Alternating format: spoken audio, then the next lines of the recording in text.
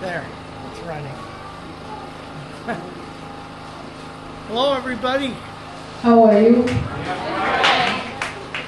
Well, today I have a message. Today, already now I have a message. I know what.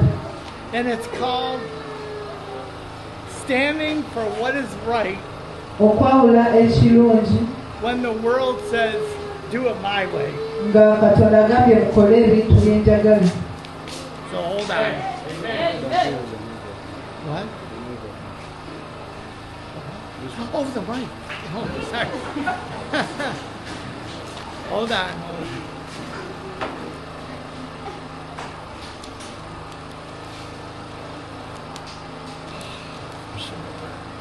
Daniel is, oh my goodness. Yep.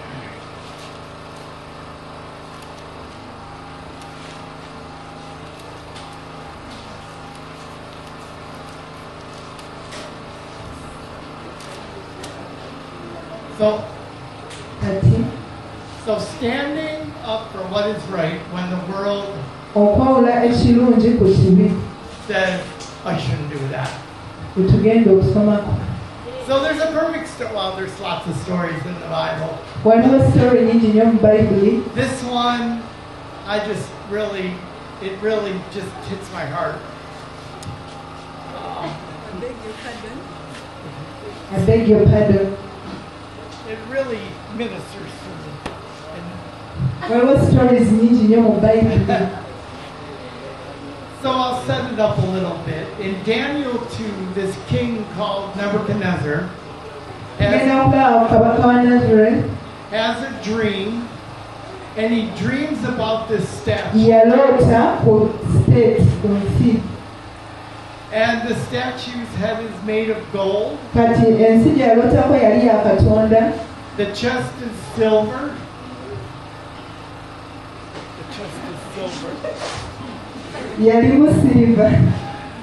The thighs are bronze.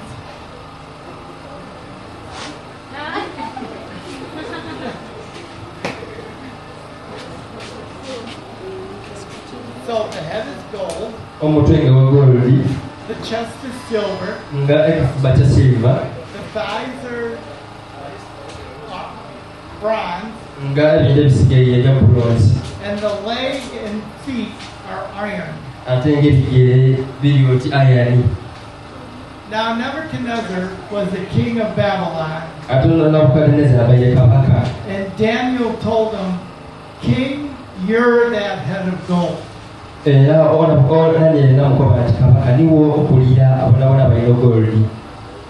So what did Nebuchadnezzar go into? You know, when somebody is, we say, full of yourself.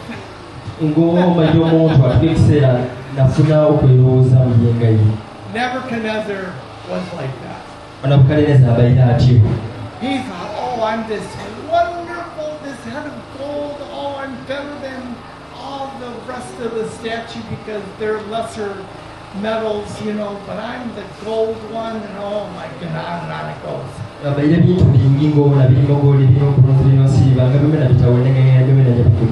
So what did Nebuchadnezzar go into?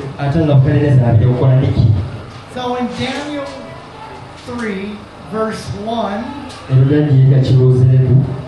it says, Nebuchadnezzar, the king, made an image of gold whose height was 60 cubits and its width 6 cubits. He set it up. Sorry.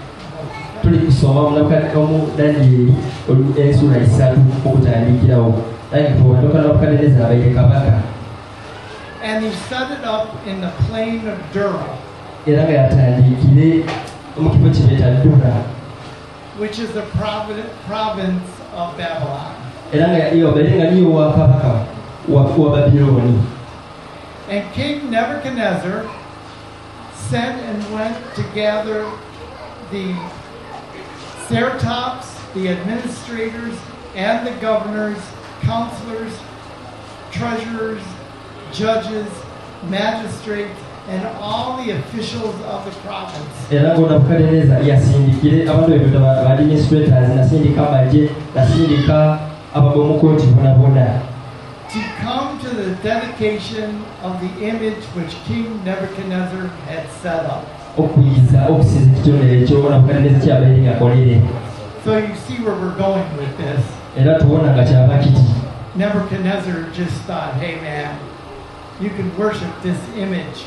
Nabukadineza akobere nti banange mulina okusinzanga ekifaananyi kino This is your new God. era ono yo Katonda wano myaka Because Nebuchadnezzar thought he was a God.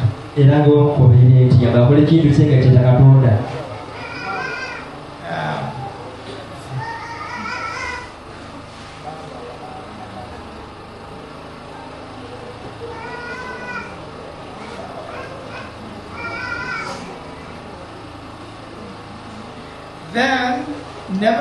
Then a herald cried aloud, Olunyiriri lwakuna to you it is commanded, O peoples, nti nalagira abantu bonabona nations, ensi gyona gyona languages, endimi gyona gyona that at the time you hear the sound of the horn, nti kasita bawulira nga bafuuyira ekigwala flute,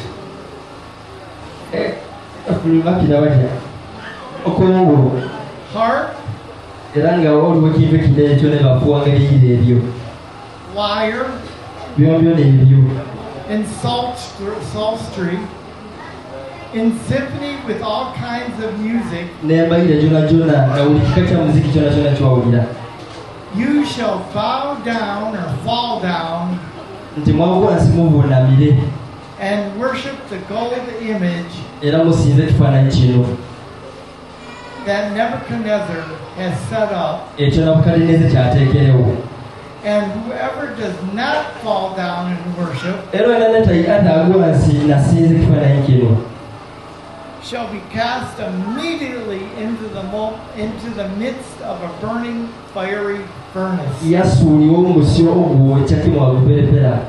So that's where we're setting this up. It's already going to head for trouble. Kiri kyali kireete buzibu. Most of the people were compliant. Abantu abasinga obungi bakigondeire. We'll just bow down and do whatever the king says. Era nga niyo ogwa wansi n'ovunamira ekiwumbe kyakabaka kyabaire ngakolere. Because kings are people in seats of power. Kuba abakabaka ni abantu abalina obuyinza. Think they're just like God's gift to the world. Kiringa obona nti kirabo okuva eri Katonda nga kyoyo omuntu. And they can do no wrong.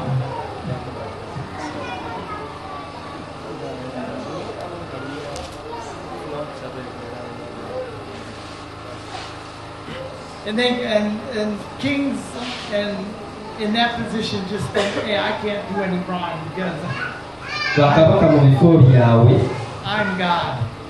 era balinga Katonda wano ku nsi. And we still have people who think like that way today. Era abantu abasinga obungi banga bakirowooza. But this is setting up some trouble for 3 young Hebrews. Naye kino kyali kireeta obuzibu eri abalenzi basatu era nga Abaebbulaniya. Daniel's friends, Meshach, Abednego, mikwano gya Danyeri era nga kuli Shadrach, Mesach ne Abednego. and Shadrach. Shadrach. So this is what happened. Kino kyekyatuukawo. So it says, therefore at that time certain Chaldeans Egamba nti mu kaseera ako came forward and accused the Jews. waaliwo Abayudaaya abaamunaana. They spoke and said to King Nebuchadnezzar, ne boogera era ne bagamba kabaka Nabukadineza O king, live forever. nti o kabaka okibanga kya lubeerera. In other words, they're telling the king, oh, we like you. Ye baalinga abagamba kabaka nti tukwagala nnyo. And we're just going to say flattering things in your ears. Era tulinga abagenda okuwuliriza mu matu gaffe buli ekiva gy'oli. Even though they may not have liked the king, they're going to try to get him to, they're going to try to, what we call in the States, butter him up. balinga bagenda okumuwa ekifaananyi ekibisiga oba nga tobonabira ekifaananyi ekyo. So it says, you, O king, Egamba nti talking about kabaka his magistrates, have made a decree that everyone who hears the sound of the horn, bali bagambye nti buli anaawuliza eddoboozi ly'ekyo kye bafuuwa, flute, ebyo byonna, harp,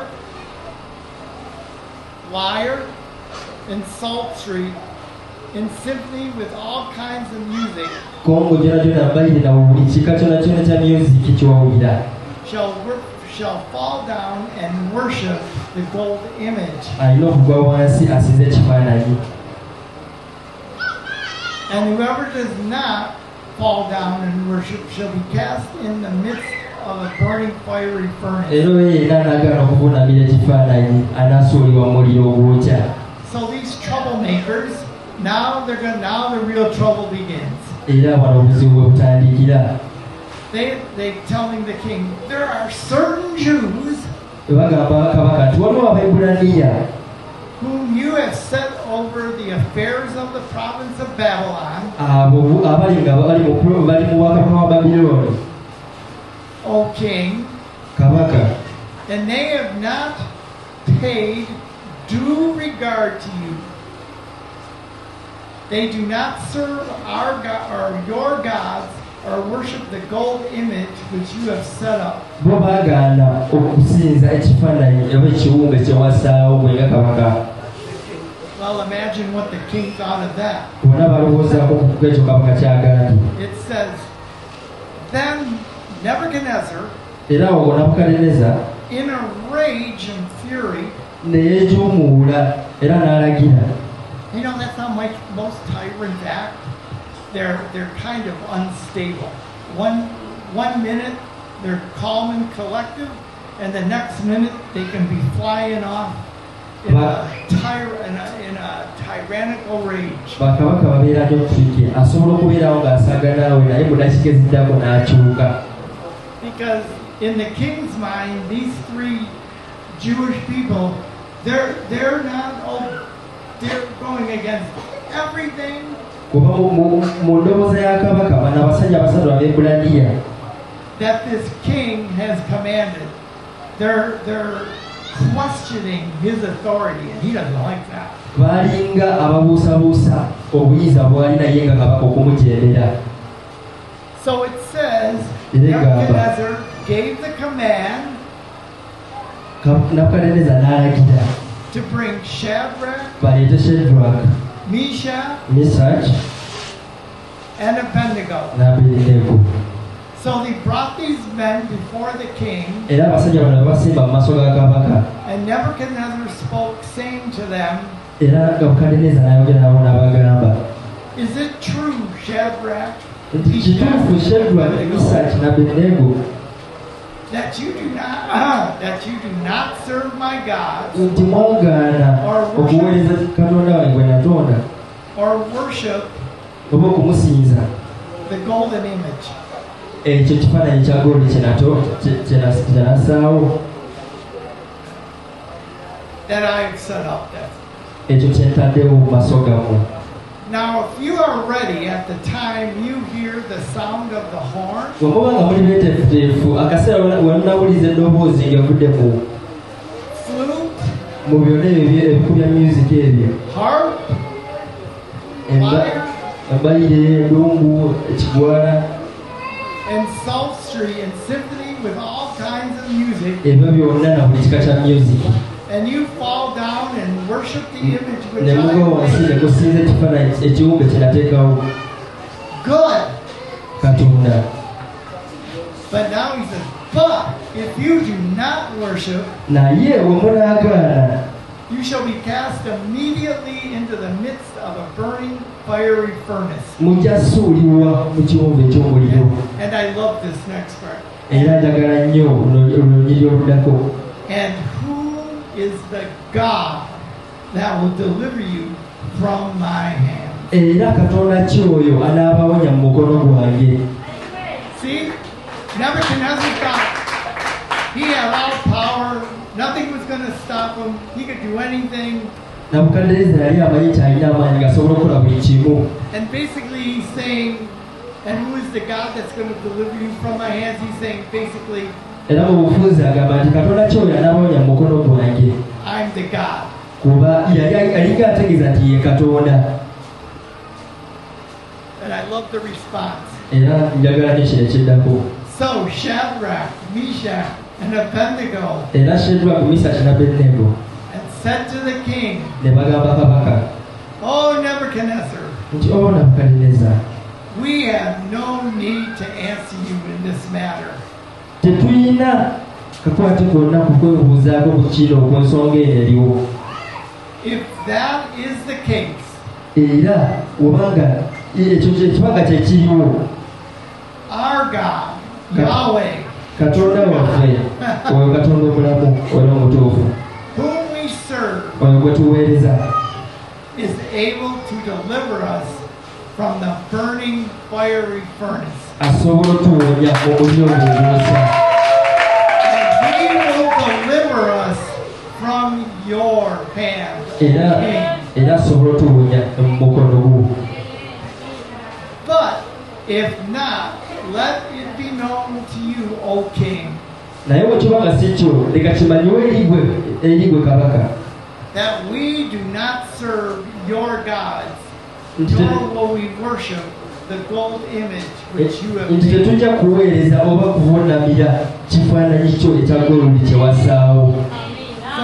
So now imagine what King Nebuchadnezzar. Now he's more enraged because these three Hebrew kids. Ati njagala okunyitirizamu kuba wano Nabukadneza yali anyiize era ng'anyiigidde ddala. They're just defying him, you know. Baalinga abamunyoomye. And it goes on and says, then Nebuchadnezzar was full of fury. Oh, he was mad. Era Bayibuli egamba nti Nabukadneza ne yeejoomuula ng'ajjudde obusungu. How dare these three defy my orders? Nti bano abasatu bagaana batya okugondera ebiragiro byange. And it says his expression on his face changed toward Era Meshach, egamba nti Shadrach, and Abednego. enneeyisa ye n'ekyukirawo eri Shadrach, Meshach n'Abednego. And he gave that command to throw them into the fiery furnace. Era n'alagira nti basuulibwe mu muliro. So they bound him up and threw him in the fiery Era furnace. baabasiba emikono ne bamala ne babasuula mu muliro. And it said that the furnace was so hot, Era egamba nti the men who threw him in died. nti omuliro gwali gwokya abo abakwatira Shadrach okubasuulayo bo baafa. Because the king had ordered it to be made 7 times hotter than normal. Lwakuba kabaka yali alagidde bakikumekumemu emirundi 7 okusingamu nga bulijjo bwekyaka. So they threw him in the midst of the furnace. Era babasuula wakati w'omuliro. And a little bit, and a while longer, Era bwe wayita akaseera somebody came up to the king and said, did we not throw 3 men into the furnace? waliwo eyagenda eri kabaka n'amugamba nti abasajja betusudde mu muliro. And it says, and these 3 men, Shadrach, Meshach, and Abednego, fell down Era egamba nti bano abasajja abasatu Shadrach, Meshach n'Abednego bound into the midst of the burning fiery furnace. nga basibiddwa wakati mu muliro. And then when they came and told the king, did we not throw 3 men into the furnace? Era bwe bagamba kabaka nti tubasuddeyo mu muliro era nga gye bali. And the king said, yes. Kabaka n'agamba ye. And the king went and looked. And he said, then the king went near the mouth of the burning fiery furnace. Kabaka n'asemberera ekyombo ky'omuliro ekyokya. And he saw the form of a 4th man walking in the furnace with N'alaba Shadrach, omuntu Meshach, ow'okuna and ng'ali ne Abednego. Shadrach,